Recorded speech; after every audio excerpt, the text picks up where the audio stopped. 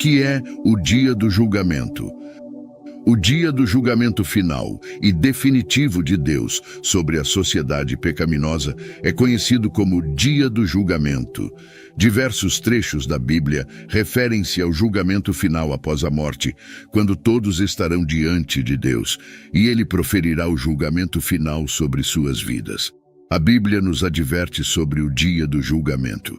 Malaquias 4, versos 1 ao 6. Certamente o dia está vindo. Ele queimará como uma fornalha. Todos os arrogantes e todos os malfeitores serão palha, e o dia que está vindo os incendiará, diz o Senhor Todo-Poderoso. Não deixará raiz nem ramo, mas para vocês que reverenciam o meu nome, o sol da justiça surgirá com cura em seus raios, e vocês sairão e saltarão como bezerros liberados do estábulo. Então vocês pisarão os ímpios, eles serão cinzas sob a sola dos seus pés no dia em que eu agir, diz o Senhor Todo-Poderoso. Lembrem-se da lei do meu servo Moisés, dos decretos e leis que lhe dei no Horebe para todo o Israel. Vejam, enviarei o profeta Elias a vocês antes daquele grande e terrível dia do Senhor chegar. Ele converterá o coração dos pais aos filhos e o coração dos filhos a seus pais. Caso contrário, virei e ferirei a terra com maldição. João Batista falou da necessidade de fugir da ira vindoura, Lucas 3, verso 7. João dizia às multidões que saíam para ser batizadas por ele: raça de víboras, quem vos ensinou a fugir da ira vindoura? Paulo escreveu aos impenitentes: por causa de sua teimosia e coração impenitente, vocês estão acumulando ira contra si mesmos para o dia da ira de Deus, quando seu justo julgamento será revelado. Deus retribuirá a cada um de acordo com o que fez. Salmos 62, verso 12. Também a ti, Senhor, pertence a misericórdia, pois retribuis a cada um de acordo com as suas obras. Romanos 2, versos 5 e 6. Mas por causa de sua teimosia e seu coração impenitente, vocês estão acumulando ira contra si mesmos para o dia da ira de Deus, quando seu justo julgamento será revelado. Deus retribuirá a cada pessoa de acordo com o que fez. Várias vezes na Bíblia, Deus julga indivíduos e nações. Isaías 17, versos 1 ao 23, por exemplo, é uma série de julgamentos pronunciados contra Damasco, Egito, Cuxi, Babilônia, Arábia, Jerusalém e Tiro. Esses julgamentos localizados servem para prenunciar o julgamento final. O julgamento de Deus sobre todo o mundo é descrito em Isaías 24. Muitas vezes há um julgamento temporal sobre o pecado nesta vida, mas o julgamento final acontecerá no fim dos tempos. Apocalipse 19, versos 17 ao 20. 1. Registra uma grande guerra na qual os adversários de Deus são mortos, e isso pode muito bem ser a imagem que a maioria das pessoas tem em mente quando pensam no dia do julgamento. No entanto, este é apenas um julgamento temporal sobre as pessoas vivas no momento da grande batalha. O julgamento final abrangerá todos os que já viveram e designará as pessoas ao seu destino final. Apocalipse 19, versos 17 ao 21. Então vi um anjo parado no sol, e ele gritou com voz forte, dizendo a todas as aves que voam pelo meio do céu: venham e reúnam-se para o grande banquete de Deus, para que vocês possam comer a carne de reis, a carne de comandantes, a carne de homens poderosos, a carne de cavalos e dos que os montam, e a carne de todas as pessoas livres e escravas, pequenas e grandes. E vi a besta, os reis da terra e seus exércitos reunidos para guerrear contra aquele que estava montado no cavalo e contra o seu exército. Então a besta foi capturada, e com ela o falso profeta que realizava sinais em sua presença, com os quais enganava aqueles que receberam a marca da besta e aqueles que adoravam a sua imagem. Esses dois foram lançados vivos no lago de fogo ardente com enxofre, e os demais foram mortos com a espada que saía da boca daquele que estava montado no cavalo, e todas as aves se fartaram de suas carnes. Uma das descrições mais vívidas do dia do julgamento pode ser encontrada em Apocalipse 20, versos do 10 ao 15. E o diabo, que os enganava, foi lançado no lago de fogo e enxofre, onde a besta e o falso profeta já haviam sido lançados. Eles serão atormentados dia e noite, para todo o sempre. Então vi um grande trono branco e aquele que nele se assentava. Da sua presença fugiram a terra e o céu, e não se achou lugar para eles. E vi os mortos, grandes e pequenos, de pé diante do trono, e livros foram abertos. Outro livro foi aberto, que é o livro da vida. Os mortos foram julgados de acordo com o que tinham feito, conforme o que estava registrado nos livros. O mar entregou os mortos que nele havia, e a morte e o Hades entregaram os mortos que neles havia, e cada pessoa foi julgada de acordo com o que tinha feito.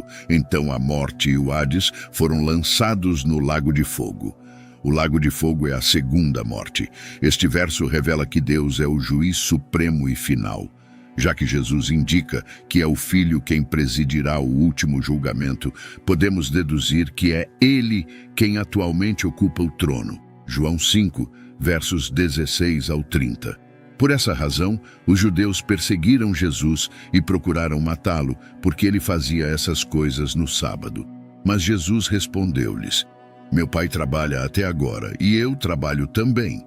Por isso, os judeus procuraram ainda mais matá-lo, porque ele não apenas quebrava o sábado, mas também dizia que Deus era seu Pai, fazendo-se igual a Deus. Então Jesus respondeu e disse-lhes: em verdade vos digo, o Filho não pode fazer nada de si mesmo, senão o que vê o Pai fazer. Pois tudo o que ele faz, o Filho também faz de igual modo. Pois o Pai ama o Filho e lhe mostra tudo o que faz, e lhe mostrará obras maiores do que estas, para que vocês se maravilhem. Pois assim como o Pai ressuscita os mortos e lhes dá vida, assim também o Filho dá vida a quem ele quer. Pois o Pai a ninguém julga, mas deu todo o julgamento ao Filho, para que todos honrem o Filho, assim como honram o Pai. Quem não honra o Filho, não honra o Pai que o enviou. Em verdade vos digo, quem ouve a minha palavra e crê naquele que me enviou, tem a vida eterna e não entrará em condenação, mas passou da morte para a vida. Em verdade vos digo que vem a hora, e já chegou, em que os mortos ouvirão a voz do Filho de Deus, e os que ouvirem viverão. Pois assim como o Pai tem vida em si mesmo, assim concedeu ao Filho ter vida em si mesmo. E deu-lhe autoridade para executar o julgamento também, porque é o Filho do homem. Não vos maravilheis disso, pois vem a hora em que todos os que estão nos túmulos ouvirão a sua voz e sairão. Aqueles que fizeram o bem para a ressurreição da vida, e aqueles que praticaram o mal para a ressurreição da condenação. Eu não posso fazer nada de mim mesmo. Conforme ouço, julgo. E o meu julgamento é justo, porque não busco a minha vontade, mas a vontade do Pai que me enviou. Apocalipse 7, verso 17. Pois o Cordeiro que está no meio do trono os apacentará e os guiará às fontes das águas da vida. E Deus enxugará de seus olhos toda lágrima. Além disso, é claro que essa avaliação é abrangente. Isso inclui todos que já faleceram, tanto grandes quanto pequenos, insignificantes assim como significativos. No dia do julgamento, ninguém será poupado. No dia do julgamento, as pessoas serão julgadas com base no que fizeram ao longo de suas vidas. Em outras palavras, serão julgadas segundo as obras que produziram. Não se será julgado com base nas ações ou inações dos outros. Ao contrário, cada indivíduo será responsabilizado exclusivamente por seus próprios atos aos olhos da lei. Mesmo que a avaliação seja baseada nas obras de alguém, não é um concurso no qual boas ações são comparadas contra as más. No final, o que determina se somos admitidos no paraíso ou no inferno é se nossos nomes estão escritos no livro da vida. Aqueles que não têm seus nomes escritos no livro da vida serão atormentados no lago que arde com fogo para sempre. Em Apocalipse 21, verso 27, afirma-se mais uma vez que apenas as pessoas cujos nomes estão escritos no livro da vida do Cordeiro poderão entrar no novo céu e na nova terra. Seria prudente que cada um se preparasse com antecedência para o dia final do julgamento, diante das enormes consequências envolvidas, o destino eterno. Como é possível para uma pessoa que pecou, e todos nós pecamos, ter seu nome inscrito no livro da vida do Cordeiro e depois poder comparecer diante de Deus no último julgamento e ser encontrado inocente? Como é possível para um pecador ser justificado aos olhos de um Deus santo e justo enquanto ainda escapa de sua ira? A Bíblia nos dá uma resposta inequívoca, sendo, pois, justificados pela fé, temos paz com Deus por meio de nosso Senhor Jesus Cristo. Romanos 5, verso 1. Todos que confiam em Cristo terão seus pecados perdoados, e seus nomes serão registrados no livro que registra os nomes dos justos. Eles não têm nada com que se preocupar no dia do julgamento, pois Cristo já pagou o preço por seus pecados ao suportar o castigo na cruz. Romanos 8, verso 1. Portanto, agora nenhuma condenação há para os que estão em Cristo Jesus, que não andam segundo a carne, mas segundo o Espírito. O dia do julgamento será o dia da salvação final para aquelas pessoas que confiam em Cristo, porque nesse dia eles serão salvos de todos os efeitos negativos que o pecado teve sobre eles. Malaquias 4, versos 2 e 3. Mas para vocês que temem o meu nome, o sol da justiça se levantará com cura em suas asas. E vocês sairão e saltarão como bezerros do estábulo. Vocês pisarão os ímpios, pois eles serão cinzas sob a sola dos seus pés no dia em que eu fizer isso, diz o Senhor dos Exércitos. Hebreus 9, 27 e 28. Assim como está determinado para os homens morrerem uma só vez, vindo depois disso o juízo, assim também Cristo, tendo sido oferecido uma vez para tirar os pecados de muitos, aparecerá segunda vez, sem pecado, aos que o esperam para a salvação. Diante de tudo o que foi exposto, fica evidente a magnitude e a seriedade do dia do julgamento, conforme descrito nas Escrituras Sagradas.